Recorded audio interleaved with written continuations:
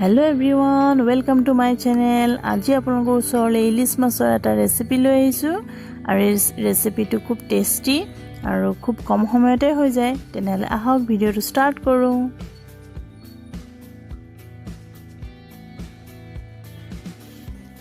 আৰু এয়া ইলিছ মাছ মই কেপিছমান লৈছো, এইখিনি ভালদৰে ধুই লৈছো আৰু এতিয়া এইখিনি মেৰিনেশ্যন কৰিম। আৰু মই লৈছো এতিয়া এটা মিক্সাৰ জাৰ আৰু ইয়াতে দিম মই এতিয়া সৰিয়হ মই বগা সৰিয়হ লৈছো। বগা সৰিয়হ মই 3 চামুচ লৈছো। এইখিনি ধুই পেলাই এতিয়া মিক্সাৰত দি দিম। আৰু লৈছো পষ্ট লৈছো মই 2 চামুচ। আৰু এটা ইয়াতে বিলাহী দিম। বিলাহী মই মিডিয়াম সাইজৰ এটা লৈছো। আৰু গুটেইখিনি ইয়াতে এতিয়া দি দিম মিক্সাৰ জাৰটোত।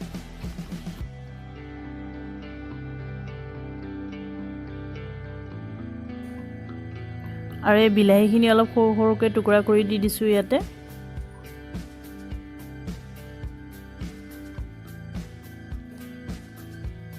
আৰু এইখিনি এতিয়া গুড়ি কৰি লম।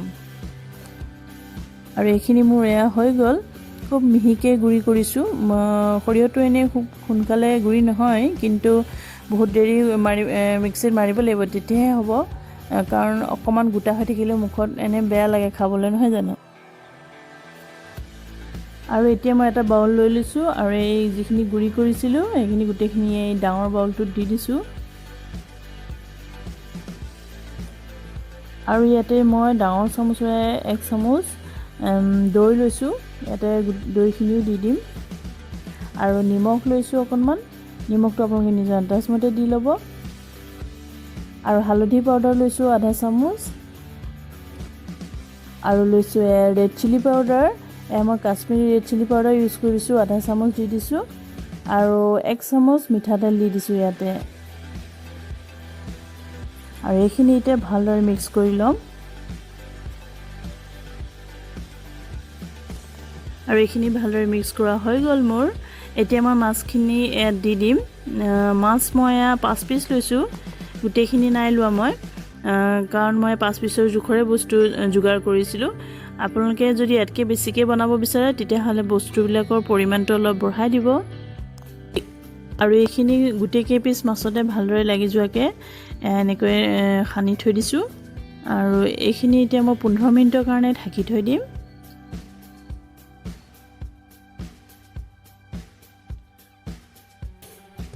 আৰু এতিয়া 15 মিনিট হৈ গ'ল।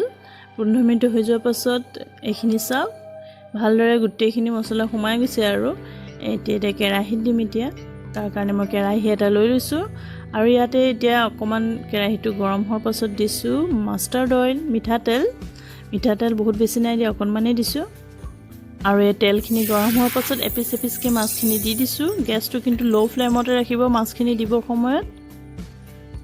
একেবাৰতে মই 5 পিচ মাছ দি দিছো।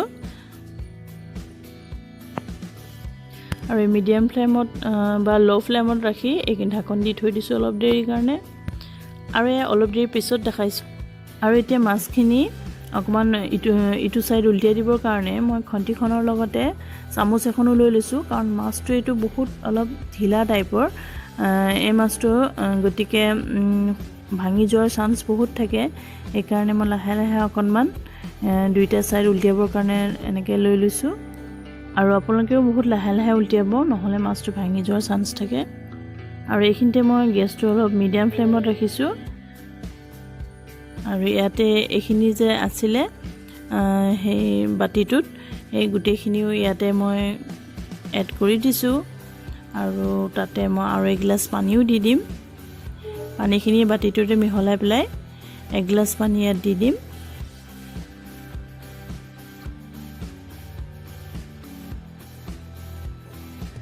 আৰু এইখিনি অকণমান ভালদৰে লৰাই আকৌ উতলিবলৈ দিম। তাৰ কাৰণে মই ঢাকনিখন আৰু এবাৰ লগাই দিছো। এনেকৈ বাৰে বাৰে ঢাকনি লগাই বনাব। আৰু ইয়াতে এতিয়া মই দিম কেঁচা জলকীয়া মই 4টা লৈছো। আৰু দেৰিকৈ দিছো, কাৰণ কেঁচা জলকীয়া এটা ধুনীয়া ফ্লেভাৰ আহিব। সেইকাৰণে মই অলপ দেৰিকৈ দিছো। আপোনালোকে যদি ইয়াতকৈ বেছিকৈ দিব বিচাৰে কেঁচা জলকীয়া দিব পাৰে। এই মাছটো কম তেলত আৰু এনেকৈ ভাপত বনালে বেছি ভাল লাগে। এনেকৈ ঢাকনি দি বনাব। আৰু এতিয়া মই লৈছোঁ হেৰি কিচমিচ লৈছোঁ। কিচমিচ কেইটামান দি দিম ইয়াতে। আৰু এইটো অপশ্যনেল হয়, আপোনালোকে যদি দিব বিচাৰে তেনেহ'লে দিব নিবিচাৰিলে নিদিলেও হ'ব। আৰু এই অলপ দেৰি পিছত দেখাইছোঁ, দেখিছেনে পানীখিনি শুহিব ধৰিছে আৰু মাছটো মোৰ সিজি গৈছে।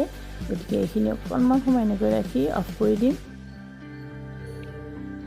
আৰু এতিয়া মই গেছটো অফ কৰি দিলোঁ। আৰু ইয়াতে অফ কৰি দিয়াৰ পাছত মই 2 চামুচ এনেকৈ মিঠাতেল দি দিছোঁ। মিঠাতেলটো এনেকৈ লাষ্টত দি দিলে খাবলৈ খুব ভাল লাগে, একদম ধুনীয়া এটা ফ্লেভাৰ আহে, গতিকে সেইকাৰণে দি দিছোঁ মই। আৰু এতিয়া এখন প্লেট লৈ লৈছোঁ আৰু প্লেটত আপোনালোকক ধুনীয়াকৈ নমাই সজাই দেখাই দিম।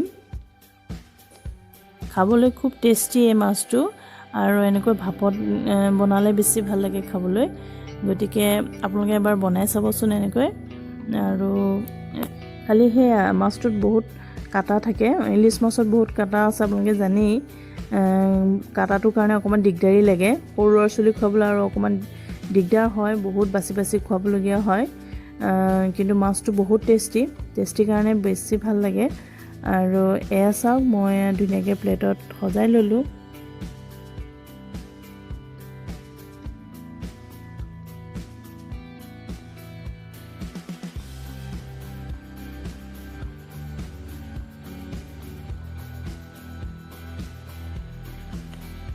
আৰু এতিয়া কেঁচা জলকীয়া এটা মাজত এনেকৈ সজাই দি আৰু অকণমান ওপৰত ধনিয়া পাতো দি দিছোঁ। মই মান ধনিয়া দিছোঁ।